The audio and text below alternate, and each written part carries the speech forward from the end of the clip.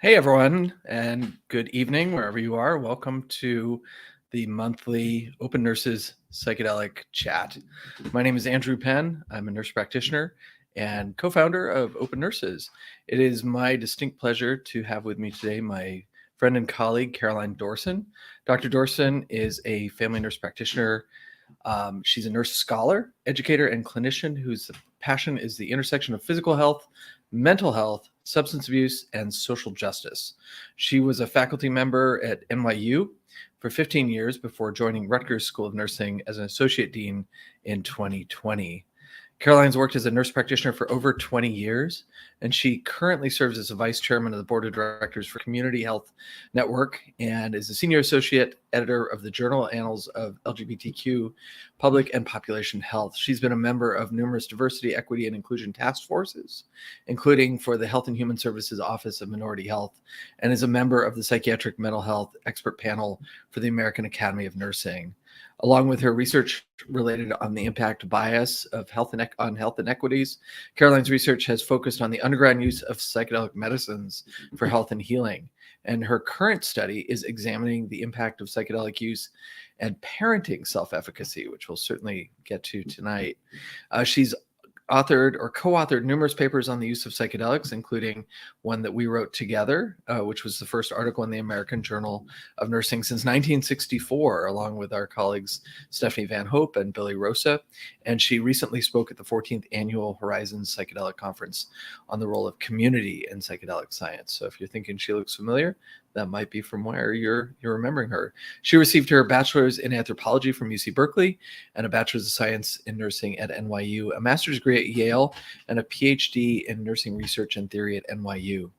She's completed a postdoctoral fellowship in translational science at NYU Langone Health, and in recognition of her expertise as an educator, Caroline was the 2020 recipient of the Dean's Distinguished Teaching Award at NYU Myers College of Nursing. And in 2020, she was also the recipient of NYU's MLK Junior Faculty Award, sponsored by the president and provost for, quote, exemplifying the spirit of Dr. Martin Luther King Jr. through teaching excellence, leadership, social justice activism, and community building. She was inducted as a fellow in the American Academy of Nursing in 2021. So it is my pleasure to bring Dr. Dorsen, Caroline Dorsen, onto the screen here. Good evening. Thanks for joining us, Caroline. That's an impressive bio you've got there. And it's always, we're always interested. Nursing is so fascinating because people end up in nursing from so many different trajectories. I've heard it said that there's many paths to the top of the same mountain, and be curious if you could share a little bit of your journey with us. How'd you get from studying anthropology to being a nurse scholar? Sure. So first, let me just say it's such a pleasure and honor to be here tonight. And I've watched a number of these presentations, and I sort of can't believe I'm in the same room with some of the people that you've interviewed. So an honor and a pleasure, and I really want to express my gratitude. So how did I get to where I am? I'm going to start all the way back just for fun tonight, since everyone's in my bedroom here in Brooklyn, New York. And I grew up in New York City. I grew up in the Village, and I grew up during an unusual time for New York. It was the 70s and the 80s. The city was bankrupt. There was crime everywhere. We always felt a little bit anxious. It's a feeling that I have struggled to try and convey to people who now live in New York with no anxiety other than maybe financial anxiety. But it was a very different experience. There was a garbage strike when I was a child, and the garbage was piled 2 stories high. There was a disappearance of a child who was someone who my family knew very early on in the 70s. And so those memories really influenced who I was as a kid. However, there was another issue that really influenced who I was as a child, and that's that I grew up in this pretty interesting family where my parents were very politically active. My father in particular was an ACLU lawyer. He was involved in the big case in the 70s about allowing Nazis to march in Skokie, Illinois. We would get death threats in my home. Wow. There were demonstrations. But there was also a feeling of the power of social justice, the power of change, the power of political activism, and that deeply influenced who I was and who I still am. So when I graduated from high school, I didn't really know what to do with my life, of course, as most 17 or 18-year-olds don't. But Berkeley, California seemed like a really good place for me to try and figure that out. And so I matriculated at UC Berkeley, which was a wonderful decision for a whole bunch of reasons. One of those reasons was that I fell into studying anthropology. And I chose anthropology because I was really interested in thinking about the relationship between who we are as individuals and who we are in our community. I was really interested in thinking about the impact of family and community and culture on the way we experience health and the way we experience ill health. And I was also really interested in the role of empowerment in healthcare and thinking about bodily autonomy and how we feel as humans who have the knowledge to take care of our bodies, the knowledge to take care of our minds, the knowledge to take care of our loved ones or our community, and how that changes our experience of our lives. So those were a lot of the things that I was thinking about. And at the same time, I was still, an 18 or a 19-year-old. And so peer pressure led me to a wonderful experience in my life. My friends all decided that they wanted to volunteer at the Berkeley Free Clinic. And I had absolutely no interest in healthcare. I had zero interest in nursing. And in fact, I have often recounted that I knew one person who was a nurse. And I couldn't believe that this person was a nurse. I had this vision of the starched cap and like the weird nursing cape. And that was not like the look I was going for, right, in the late 80s and early 90s in Berkeley, California. But I went to the Berkeley Free Clinic and started volunteering there as a community medical worker and as a health educator. And I just totally fell in love with healthcare. I couldn't get enough. And all my friends ended up quitting, and I ended up staying for 2 years volunteering there. And from there, I got a job at Planned Parenthood in San Francisco. And at that time, there was a wonderful woman there named Ellen Item, who's still a sort of legend in women's healthcare. And she hired all of these people who were super mission-driven and passionate people who had no training and no skills. And she trained all of us to be health educators at Planned Parenthood and medical assistants. And it was a truly beautiful and transformative experience for me, again, in those same areas of thinking about who we are in our bodies and who we are in our bodies in community. It was the height of the AIDS crisis when I was working there. And one of the jobs that I fell into at Planned Parenthood was running their HIV testing program. And so my job was giving people their HIV test results. And again, transformative. These were people my same age. There was no treatment for HIV at that time. The one treatment we could offer people was mental health care and the power of presence, often the power of silent presence. That, of course, changed me. It really inspired me to do work around LGBTQ health, which I hope we get to talk about a bit tonight. And it also introduced me to some nurse practitioners.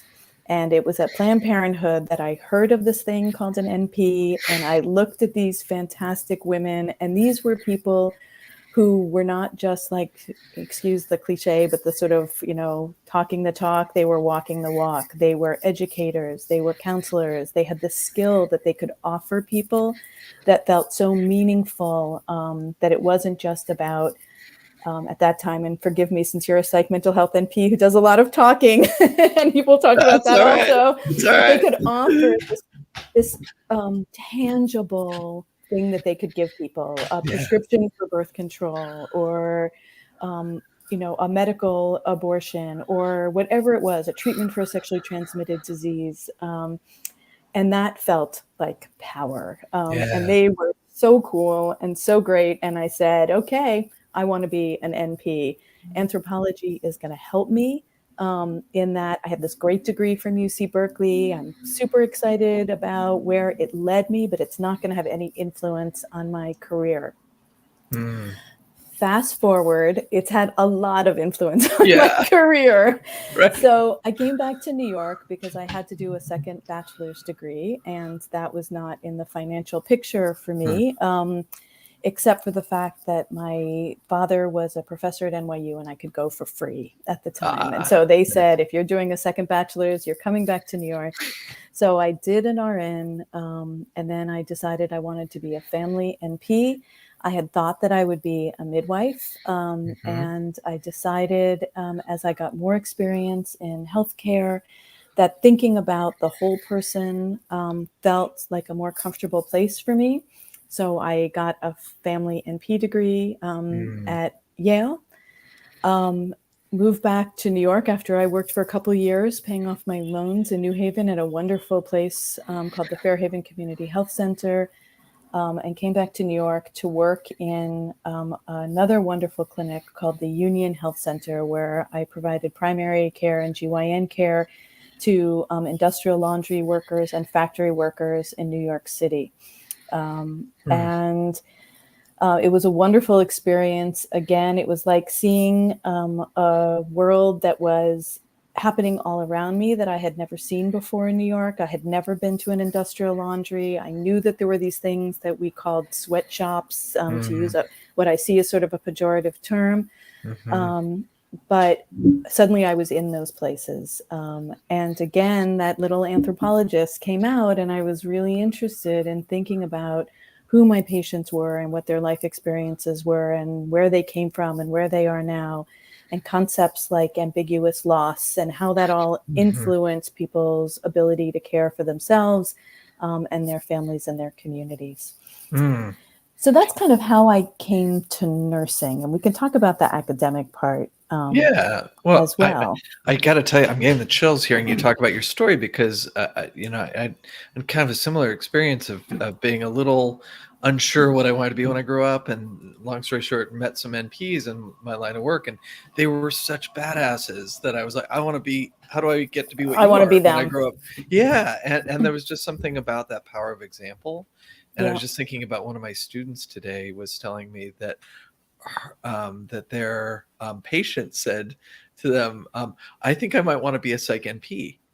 And it just speaks to that power of example, right? We never really know who's admiring what we're doing, and that we're inspiring people maybe just in our day-to-day as those family nurse practitioners were doing for you back at Planned Parenthood. Absolutely. And that's how I try and live my life. I try and think, am I doing my best job, being myself, being authentic, being kind? And maybe it will have a ripple effect, whether it's a professional ripple or whether it's a personal ripple or whether it's a patient provider ripple. I'm hopeful that, I make a difference. The other thing that struck me was that the similarities between nursing and anthropology, and maybe psychedelics as well, is that they all are very deeply about context. And that, in anthropology, you're looking at the larger culture of people. And in nursing, we always talk about, we deliver holistic care. We look at the person in their environment, we don't just isolate it down to a disease. We look at the big picture. And of course, psychedelics, we talk about setting all the time. Absolutely. I think there's such synergies here that it has been consistently remarkable to me how many of the same concepts have come up in my early academic life and then in my practice life, and now more in my research life, doing research around health inequities and social justice, and also doing research in the psychedelic space. Okay, so when we left our heroes, they'd finished their paying off their loans, and you'd gotten your FNP, finished your master's degree. Somewhere in there, you got a doctorate. Somewhere in there, I got a doctorate. So I want to just remark that it's still the height of the AIDS crisis, and still around me, there was this beautiful combination of health advocacy and health activism happening everywhere. And organizations like ACT UP had a huge impact on sort of what I imagined as a healthcare provider, and frankly, as a citizen of the world. So that's always in the backdrop for me, is that little voice around, or not even little, that huge voice around the bigger picture, around activism, around advocacy. So before you go on that, could I just stop you for a second? Because you and I are old enough to have students now who were born when we were in high school. So for people that didn't live through that time, could you talk a little bit about ACT UP and what that was about and how that informed your worldview? Absolutely. So I want people who didn't live through it to imagine a world similar to the pandemic that we're in now, except for the fact that there was a plague, and that plague was adversely impacting a particular group. And in the case of HIV/AIDS, it was impacting a couple groups. It was impacting men who have sex with men. It was impacting IV drug users. And then in the early days, there was a lot of talk of people of certain ethnic and racial backgrounds, which, all of this turned out to be behavioral, right? And none of it, of course, attached to who you are as a person. But because of who HIV was impacting and because of the way it was transmitted, it was such a highly stigmatized disease that people weren't talking about it. People were being left to die without treatment.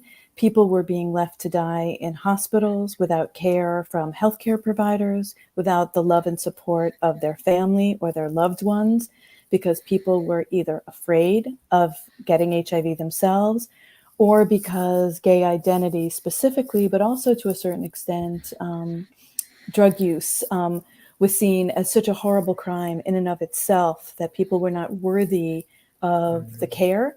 And people were seen, families were saying, I would rather pretend my child didn't exist than admit that they are gay and that they have a preventable, transmittable, infectious disease that anyone can get, as we now know. So that's the backdrop of our world. No research dollars, a president who wouldn't say the word AIDS on TV. And so people started saying, we have to do something as humans. And what we have to do is we have to put pressure on the government and on the pharmaceutical companies and on the FDA to rapidly come up with some treatments for this horrible disease. And so ACT UP was born, and ACT UP was equal parts advocacy, activism, performance art, and frankly, there was some incredible medical research happening in ACT UP. They put out pamphlets on possible treatments. They put out pamphlets on prevention. They put out pamphlets on how to care for one another. And an entire sort of cottage industry rose up of people caring for each other, because we didn't have a public health or, frankly, community infrastructure that was willing to do that care. Yeah. So I'd love everyone to go online if you have some time and to look up the film called How to Survive a Plague. It's a beautiful, moving, upsetting, and inspiring documentary about this time that will really paint that picture. So at the same time that I was training to be a nurse and training to be an NP and providing care in my own way and doing advocacy in my own way, I was also with many, many other people, and I don't want to say that I was some hero. I was not. We were also marching in the streets. We were also writing letters. We were also going to Washington, D.C. We were also doing acts of resistance and performance art that involved things like throwing blood on buildings. People carried a dead body through the streets of New York City. People threw ashes over the fence to the White House because people needed something to be done.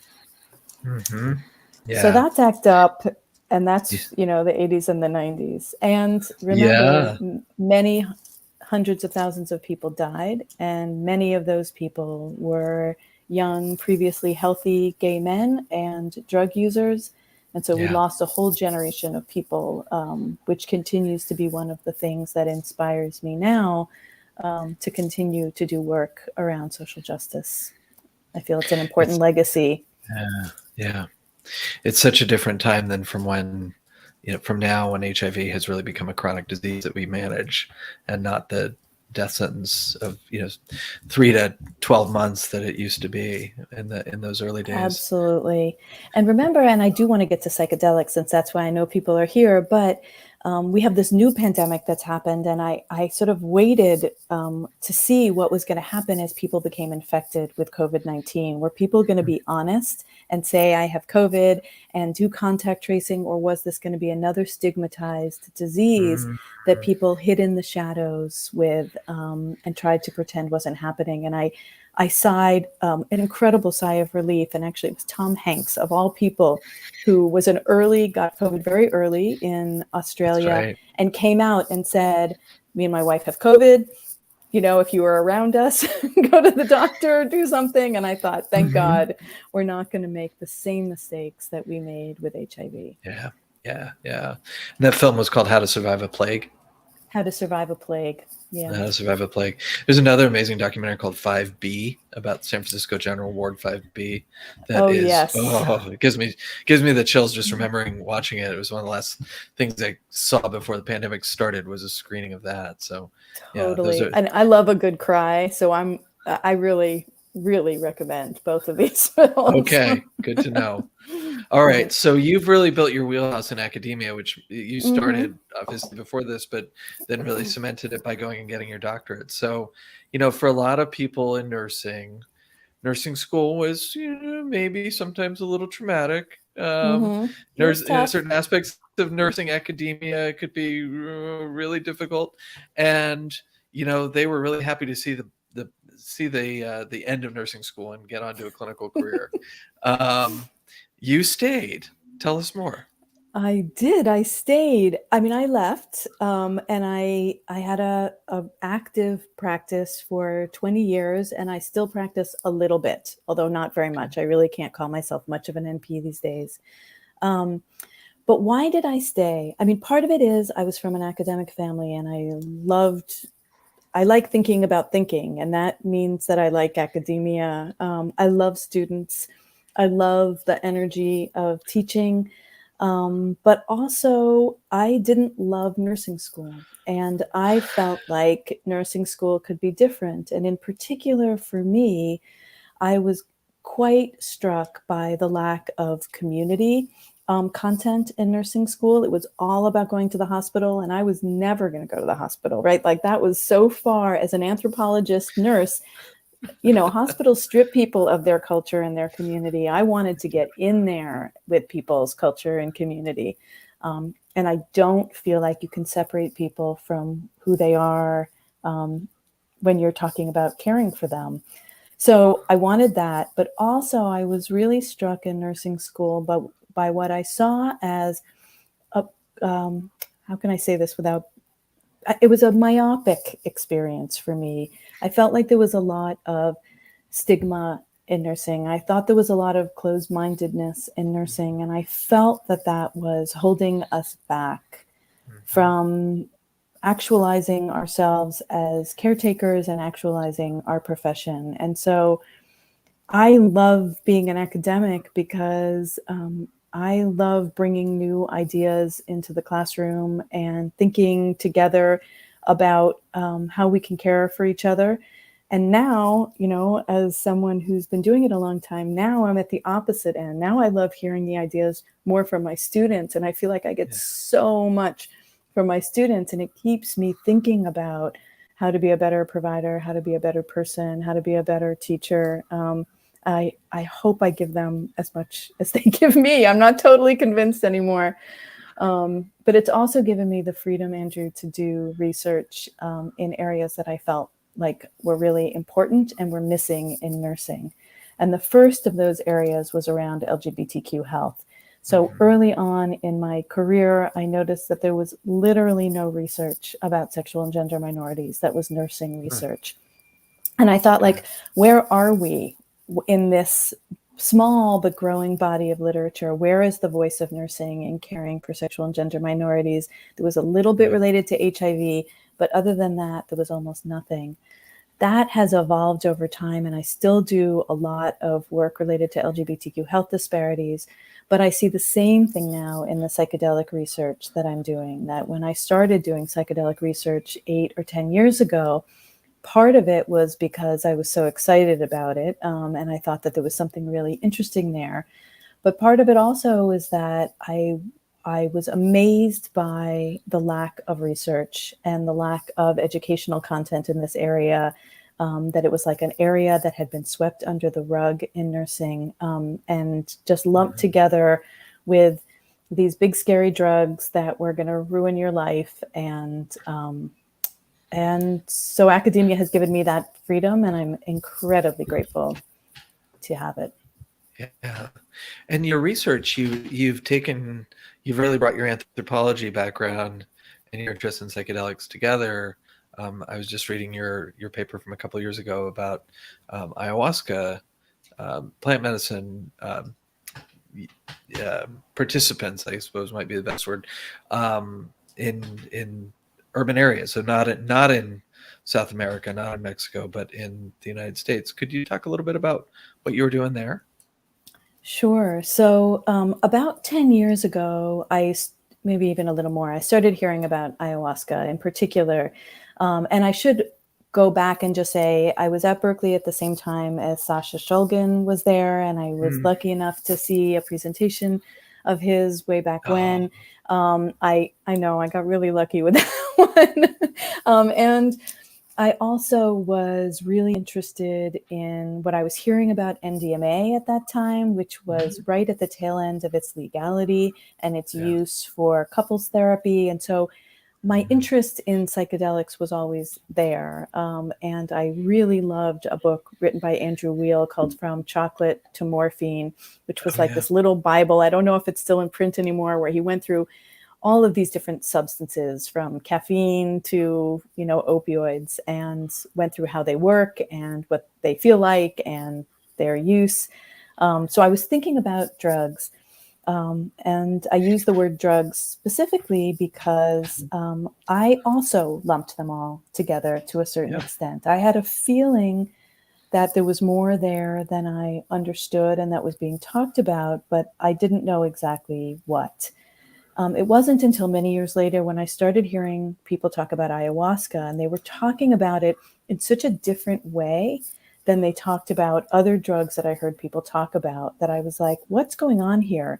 Mostly when I hear people talk about drug use, they're saying things like, I had a really awesome time, I went to a rave, I had a ketamine lollipop, I was really high, we danced, we whatever.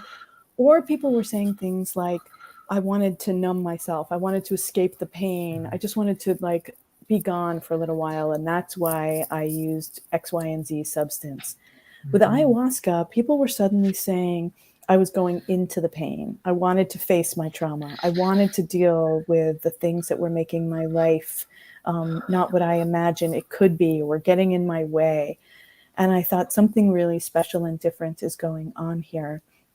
And I was really fortunate to be invited to witness a ayahuasca circle in California about 10 years ago. And I saw exactly what I was thinking I was hearing, I saw with my own eyes, which was this sort of diametrically opposed idea of what, the so-called drugs can do for us. And that piqued my interest in doing a study looking at people who were doing ayahuasca specifically, but also a couple other things. Psilocybin came up and MDMA came up as well in the United States, specifically in the underground group psychedelic world. And I wanted to answer the question, why are people doing this? Who are they? What brings them to this place? And what do they see as the perceived benefits of this work? And what do they see as the perceived risks of the work? So are people concerned that this is going to cause cardiac problems? Are they concerned that they're going to have psychosis? And why do they make the decision to go forward with something in an underground context, given what their fears are about it? The other question that I was interested in answering is, how do people differentiate psychedelic medicines and plant medicines specifically from recreational drug use. How is this different? And what do people say about that? Because most of the world, especially in the US and especially the medical world, was saying there's no difference here, right? You're doing drugs. You maybe are doing it in a group and you maybe are doing it with some nice music playing, but you're still, this is drug use. And I suspected that it was not. So that study was a study of 15 people in the US who were both participating in and facilitating groups around the country. And it was a modified ethnography. So to get back to that anthropology, ethnography is the qualitative method that anthropologists use. And what that means is I wasn't interested in numbers. I wasn't interested in statistical analysis. I was really interested in people's stories and understanding who people were and what they said about their life experiences. So I spoke to 15 people. I went to hundreds of ceremonies and watched and collected all of this story-driven data to try and answer some of these questions.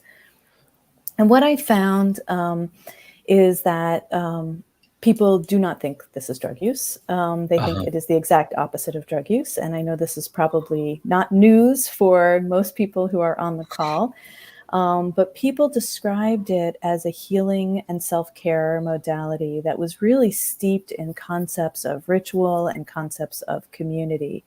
And people came to it for different reasons. Some people had a mental health diagnosis like depression or anxiety or PTSD. A lot of people had a history of substance use. And we can talk a bit about that too, because that was really interesting. And some people came to it just because, I guess we now use the word languish, that they were languishing in their lives. They were finding that they weren't having the meaning in their lives that they expected to. And they were seeking something more. And this somehow came into their world and into their life experience. So again, it's that intersection of the qualitative aspect of both anthropology and nursing. I mean, we've had Maria Mangini on here, and she's talked about how the qualitative experience is deeply embedded in nursing because, I mean, really, what is shift report, in the hospital, but a qualitative report with a few data points of vitals and labs and such. But really, it's a story that we're telling about our patients. I'm curious, in the last year or so, Carl Hart had his book "Drug Use for Grown-Ups" published, and he's actually criticized the psychedelic space for what he calls psychedelic exceptionalism, that we see our drugs as not being drug use, but if when he talked about using heroin from time to time or amphetamines, non-prescribed amphetamines, that was sort of looked down upon among a lot of the psychedelic folks because those are not given the same pass that the hallucinogens might be. I'm wondering what your thoughts are about that. I have so much to say about this, and I'm so glad you brought it up. So a couple things. I think Carl Hart's book is amazing. I need to read it again. I read it like 2 days after it came out, and now I need to go back and look at it again. I think he makes a really, really important point. I feel like that point is related to some of the work that I hope we'll end up doing as a profession and as a community around criminal justice reform and drug reform. And I don't think we can handpick what drugs are necessarily okay and which drugs you don't have to go to jail for if you get caught with and which drugs you do, because all of these laws and all of this policy is steeped deeply in racism and classism. And so if we are a community, we need to be really thinking critically about who we are and who we want to be, and who we consider part of our community and who we don't consider part of our community, which I think for me is a lot of what I take home from Carl Hart. We still have this desire to do an us them, right? We still want to say we're this, but that person is that. And in some ways, that's a very strategic move because we're trying to or many people in the psychedelic community are trying to get to an endpoint, which is the ability to use plants and other medicines in the context of health and healing. And there's great evidence that they work and people want to be able to use them. And they think there's no hope for opioids. There's no hope for amphetamines, like leave them behind, go forward, right? Try and get to where we want to go. But life is messy and complicated. And I hope that as we move forward, we begin to try and lower those walls between us and them and think about community. I don't know if that makes sense. I think it's, I just think it's a essentially important contribution that he's made. I also want to say I was called out at Horizons. I wouldn't say called out. There was a question that really shook me and was a really important question and actually has led to a whole new area of thinking for me. But I was talking about the ritual context of psychedelics and how important that ritual is. And someone said, you know, you're talking like people who are at EDM experiences and people who are at clubs aren't having spiritual experiences, and that there's no benefit from using psychedelics in the context of a nightclub or whatever.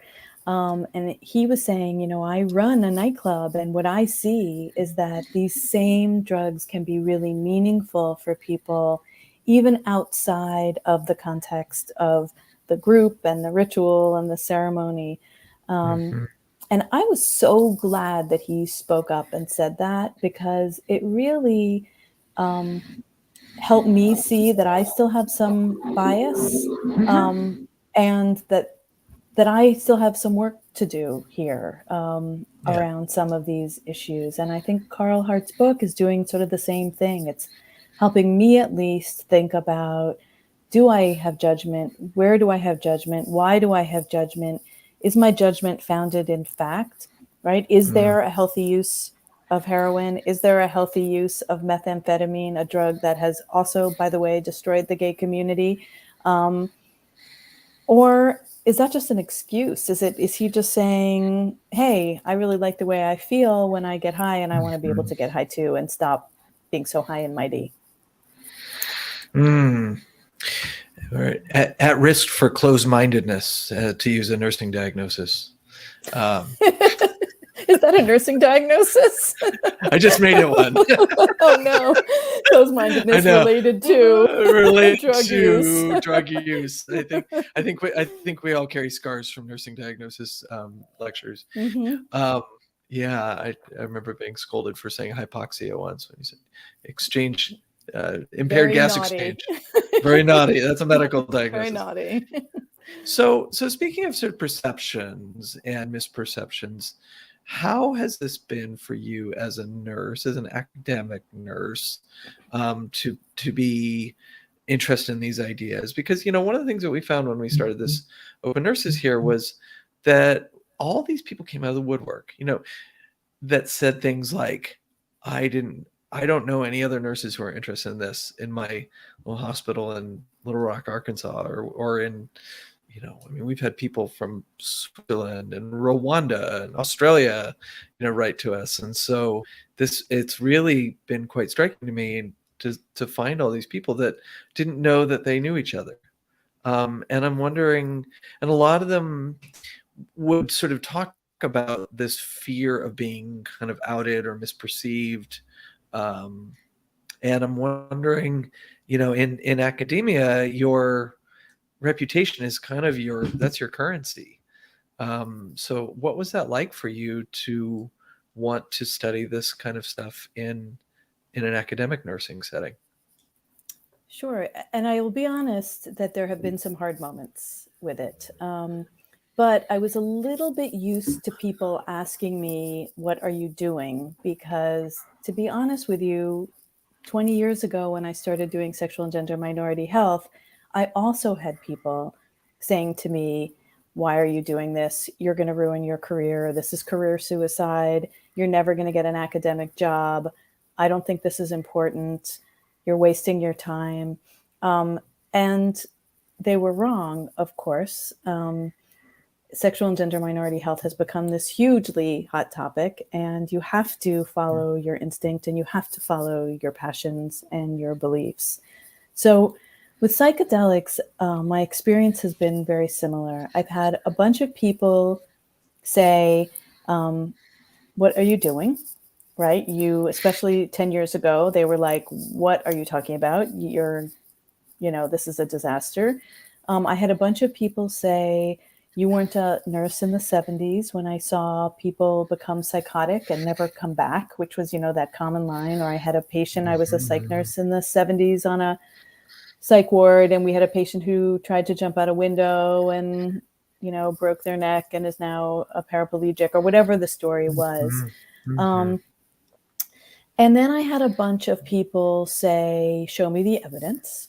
And then I had a bunch of people come out of the woodwork and say, this is so interesting. I'm so glad that you're doing this. And at NYU, I was part of a research group called the Center for Drug Use and HIV Research. And I was really lucky to be part of that community of scholars and practitioners. It's an interprofessional group, all researchers, but because they had been doing HIV work and drug use work since the 80s, they thought this was really interesting, and they gave me some pilot funds to go forward to do that first ethnography that I did.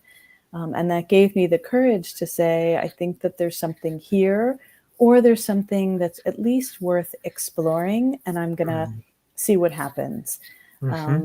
But I have had those fears of your reputation. Are people going to say that this is not scholarly? Are people going to say I'm in a cult? Are people going to say whatever? But very early on, when I looked at the research, it was clear to me that the research tells the story, and the research says that there is something here that we should be exploring. And my biggest fear for nursing and for the health profession generally is going to be that we don't go forward and do the research that we should be doing in this area that could help many millions of people who are really struggling because of issues like stigma and lack of knowledge, that we can't let stigma around drug use or lack of knowledge or preconceived notions stand in the way of us doing good science and trying to understand whether or not there is some truth to the amazing research that we're seeing around psychedelics and addiction, psychedelics and depression, anxiety, PTSD. I mean, everyone knows the list. Headaches, possible brain diseases like Parkinson's disease. Anorexia is another area. Yeah, eating disorders are fascinating new exploration for psychedelics. I mean, so if there's somebody watching this right now who's maybe starting graduate school, thinking about PhD, or thinking about doing research, what are some of those areas of research that you see as needed, particularly the research that comes from a nursing perspective? What will be our contribution to this field as nurses? So I want to say, I think that there's an incredible clinical contribution. I think there's an incredible educational contribution. I think there's an incredible policy contribution. And then there's also the research contribution. And all of these things are really important. And one of the things that I love so much about nursing is that you can do all of these different things in your career. You're not just in a path that is going to say, this is what I do, and this is what I'm going to do till I'm 75 and I retire. You can say, I'm a clinician, I'm a teacher, I'm a researcher, I'm a counselor, I'm whatever I am. So in terms of research, the areas that I personally am most excited about are two areas. One, areas where we don't have effective treatments for people. And in particular, I'm concerned about the mental health crisis in our country and the substance use crisis in our country that I think the root cause of is really a crisis of connection and a crisis of hopelessness. And so I think that there's a power in psychedelics to try and get behind those issues of depression, anxiety, and substance use, to really get at the root causes of why so many people are suffering. And there are so many people out there who SSRIs and other traditional Western psychiatric medications are super helpful. And there's a whole lot of people for whom they are not super helpful. And so that group is the group that I'm hoping that there'll be some great work going forward. I'm particularly interested in trying to reach populations that we haven't reached yet. In particular, I've been a NP in homeless shelters in New York City for the past decade. I would love to see work with homeless populations and the specific trauma around homelessness. I would love to see more work, and I know there's some happening in prisons or people who have been incarcerated around the particular trauma of incarceration. And then you mentioned in my very kind introduction that I'm doing a study around parenting, and that's another area that I'm really excited to think about psychedelic research is how are psychedelics impacting our relationships. And I started, of course, with thinking about the community of other people who are doing psychedelics, but I want to think beyond that. So I want to think, how does it impact the person that you go home to? How does it impact your relationship with your parents? How does it impact your relationship with your children or the way that you've decided to parent your children? Even how does it impact your colleagues and your relationships that you have at work and how you approach who you are professionally? Because I suspect that psychedelics do have an impact, and probably quite a profound one, in all of those different types of relationships that we have in the world. The other area, I guess I'll leave it at that. That's the area that I'm most excited about. One other thing, I can't help myself. I'm really curious to think about how our relationship with the natural world changes with psychedelics. One thing you hear all the time is that people have these mystical experiences where they feel part of the universe, they feel part of the plan. They suddenly, see a tree speaking or whatever it is. But how does that impact our day-to-day lives? Do people start taking care of the planet in a different way? Do people change what they eat to be more focused on caring for a planet that is in trouble, frankly? And so I would love to see something explore that relationship between psychedelic work and planetary health. I don't know how to do that study because, of course, in research, we think about all the other things that can influence, right, a relationship between variables. So if we see a person who participates in MDMA groups and then suddenly becomes a vegetarian and wants to have a garden and starts exercising, is it the psychedelic groups or is it all of the other things happening in their life that influence that decision? But I think psychedelics might be part of some of those life changes. Right. And even if that hypothesis is difficult to test because of all the confounders that you described, at least describing the phenomenon is important, right? That's where the qualitative work comes in, right? And then from there, maybe you generate some hypotheses that are possible to test. Yeah. But I mean, even in the groups, go ahead. Oh, I'm so excited to hear more about the parenting part. Because I mean, really, the theme that seemed to run through that is connection, disconnection. Whether that's to your children or to your parents or to the impact that we have on the planet. That seemed to be the thing that unified those ideas. And I'm just really interested to hear about your thoughts.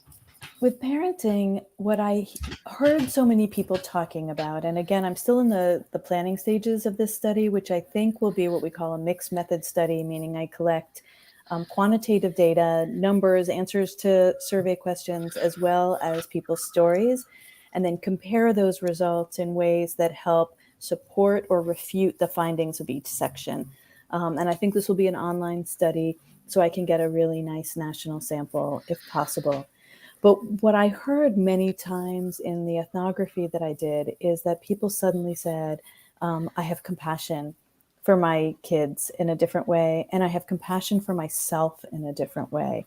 I see how hard life has been for me.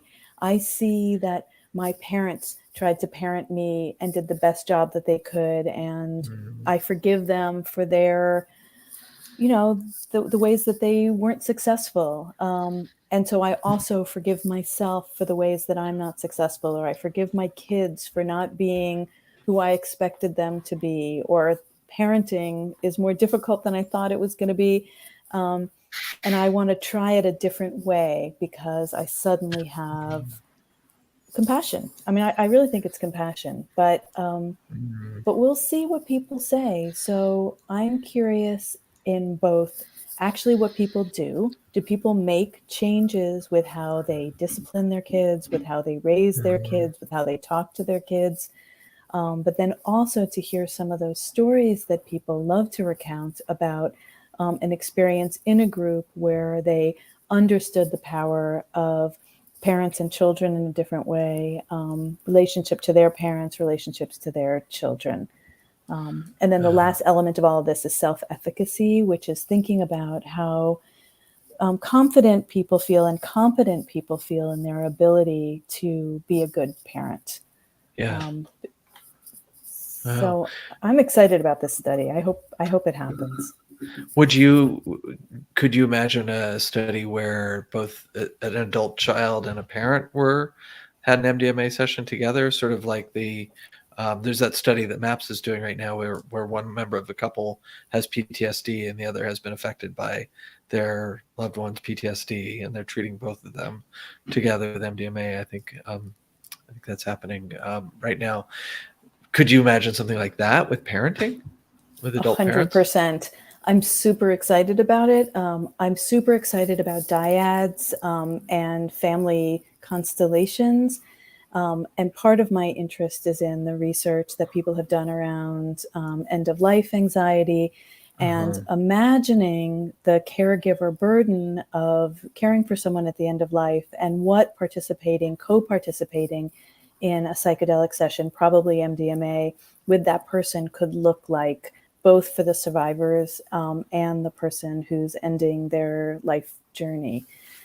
With parenting, of course, everyone would have to be over 18, right? That's a given. But I am really excited about this idea of working through some of the early childhood trauma or even adult trauma of children and parents. And in the groups that I witnessed, I saw some really remarkable healing in the few groups that I was in where there was a parent and a child.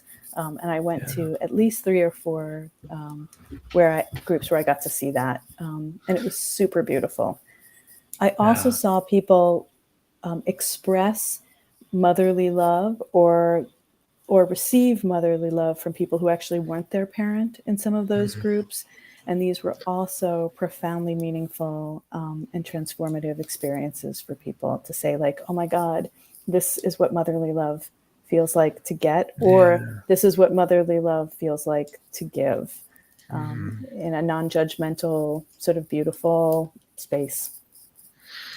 Well, yeah, there's so much potential there, isn't there? And especially as we've been talking more in the last few years about intergenerational trauma and the way that things get passed down in families and larger groups. And again, this comes back to your anthropology background of, that there are traumas that live in cultures and become identified. Yeah. And speaking of, I mean, here we are in the pandemic. We've all now co-experienced a trauma, and we've co-experienced fear and vulnerability. And if there's any silver lining to COVID, which I would be reticent to say there's any silver lining, but I hope we capitalize on this moment of collective vulnerability to have more empathy for each other, to understand what it feels like to be afraid to go outside, to have to choose between putting your health at risk and making enough money to feed your family, whatever your situation may be. Not that COVID has been a leveling experience or a level playing field. Obviously, there have been incredible injustices in the way that COVID has presented itself related to social, economic, and racial disparities. And I think that's a really important thing to say. But to some extent, we've all experienced the same thing. Yeah. So we've got a few questions coming in from the audience here. And one of them is, for people that are earlier in their career, are there particular things that you think would be really helpful for a nurse earlier in career to know about or to be thinking about if they want to direct their career, at least in part, to working with psychedelics? Yeah, there's a couple things that I would suggest. One is, I think, if you're an RN and you're excited about working in psychedelics and you can't quite figure out how to get into the psychedelic space, getting experience in mental health generally, I think, is really valuable. So when you do see that opening, and it will present itself, but you have some really great experience to bring to the table regarding working with people who are in that sort of vulnerable state in terms of their mental health. Likewise, I think getting some experience in an ER or even sort of an urgent care center, and so knowing how to handle common emergencies could be a beautiful skill that you bring to psychedelic groups. So being able to see the difference between someone who's maybe anxious and short of breath and is worried that they're having an asthma exacerbation. What do you do? Nurses can bring that to the table, and that is a special and valuable skill. Yeah. The other thing that I would love just to mention is that, learning to speak Spanish for me was a really important part of my life, and being able to care for patients in a language other than the language I was raised with at the time, fairly good degree of fluency really opened a lot of doors for me. And I'm really glad that I spent as much time as I did in Latin America, because it's really been a beautiful part of my life. Yeah.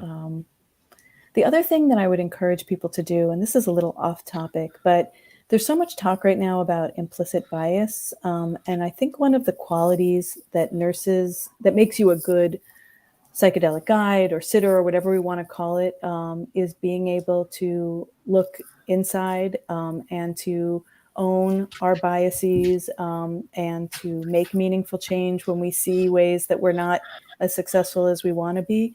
So really committing to a lifetime of being anti-bias, anti-racist, and thinking about what that means feels essentially important to me as we think about social justice and psychedelic medicine. Yeah, for sure. Do you see any particular perils in the mainstreaming of psychedelics? Everybody's talking about psychedelics right now. Everyone's talking about it. And of course, when everyone's talking about it and there's a lot of money to be made, there is a danger there of who is going to make that money and how are they going to make that money? And then who is not going to make that money and who is going to be excluded from that space? So I do think about that, and I do worry about that going forward.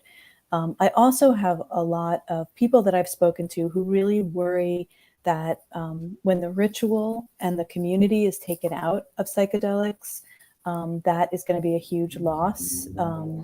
And that, just sort of putting people in a chair and hooking them up to an IV and giving them ketamine without thinking about their intention, without thinking about integrating their experience, just to sort of get people in and out is unfortunate, and maybe is not going to give us the outcomes that we hope for. Yeah, and it really shortchanges our opportunity to deliver care. I think about those days when people would be in the hospital for a week after they gave birth, and Right. the opportunities that nurses had to give care to new moms, and that we don't get to do that anymore because the ritual's been so it's really just reduced down to its most basic parts. So we have a traditional last question. As I can't believe we're already up to the end of the hour here, but it's been such a delightful conversation. We have people watching this from various stages in their career, and you as somebody who's been at this for a good couple of decades now, wondering if you could go back and give your younger self, when you were there in Berkeley or what have you, a little bit of advice, what would you say? Yeah, I mean, the world has changed so much that I back at Berkeley, I could never have imagined that we would be where we are. And so I would say the only thing that holds us back in life is our own imaginations. And so imagine it. Imagine the world you want to see. Imagine the career you want to have. Imagine the person you want to be, and follow your instinct, because it really doesn't lead you astray. When you try and be someone you're not, for me, that's when I've gotten in trouble in life. I'm never going to be the great quantitative researcher. I'm never going to be this kind of person or that kind of person. I'm who I am. I'm trying my best. Be kind to yourself and just keep going forward. And be good to your friends. They really are going to help you so much more than you can possibly imagine in life. Your people are your people. Yeah, absolutely. Wow. Well, your story is an inspiration, and your quality of presence and how you show up is as well. So I think that's it's wonderful that you got a chance to sit down and chat with you and share your experiences with those watching tonight and those who will be undoubtedly watching in the future. I think this must fall, when a lot of people are at work, because we have a handful of people who show up for the live broadcast, but then hundreds of people watch them afterwards. So I think that's really exciting that they get out into the world, and that this sort of lived experience that you've had as with many different hats, not just as an academic, but as a nurse in so many different mutations I hope it inspires a lot of people, as it has me. So thank you, Thanks, Caroline. Andrew. I really appreciate it. I'm so grateful. I literally can't believe how grateful I am. Thank you. Even for the hard stuff. It's all good. It's all getting us towards where we're supposed to be. So have a great night. And thank you to those of you who watch. Thank you. We'll see you next time. Okay. All right. Have a good night.